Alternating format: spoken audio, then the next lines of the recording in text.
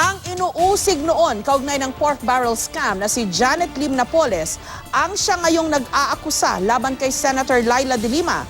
Paratang ni Napoles, kinikilan daw siya ng milyon-milyong piso ni nooy Justice Secretary De Lima.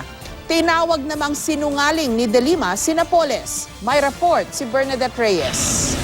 Ang lead is really DOJ through 50 milyong piso. Yan daw ang halagang kinikikil umano ng nooy DOJ Secretary at ngayon Senadora Laila De Lima mula sa tinaguriang utak ng pork barrel scam na si Janet Lim Napoles. Aligasyon ni Napoles, kapalit daw niyan ang hindi na muling pagbubukas ng kasong serious illegal detention laban sa kanya.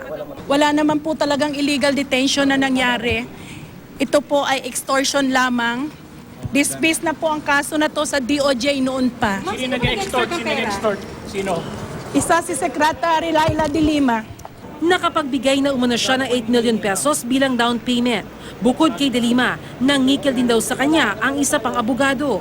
Pero tumanggi siyang pangalanan nito. Sa inyo ba mismo in-export yung pera? Yes or no lang ma'am? Sa inyo ba in-export mismo yung pera? Yes.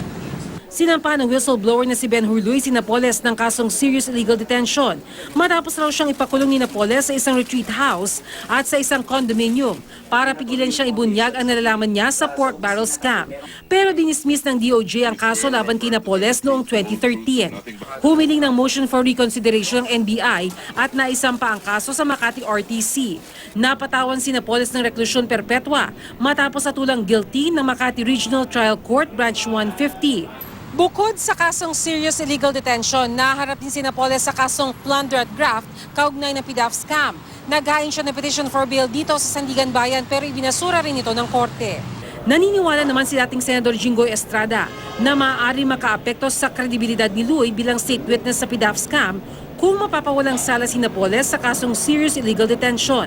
Dagdag pa ni Estrada, tila kinakarma raw ngayon si De Lima dahil sa ginawang pagpapakulong sa kanya at mga dating kapwa senador na sina Bong Revilla Jr. at Juan Ponce Enrile dahil sa PDAF scam. Siguro na-experience niya yung na-experience namin nung araw na talagang siya mismo talaga ang nagpupursige na halos siraan kami sa media, siraan kami sa mata ng taong bayan.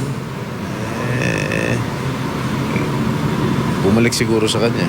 Tinawag namang sinungaling ni Senator De Lima si Napoles. Sabi ni De Lima, tinanong niya noon si Napoles kung sino sa mga mambabatas ang kanyang kliyente sa PDAF scam. Ang sagot daw nito, depende kung sino ang gustong madiin ng nooy Justice Secretary. Doon daw nila napagtantong sinungaling umano si Napoles at hindi mapagkakatiwala ang witness dahil payag daw itong mag-imbento ng testimonya.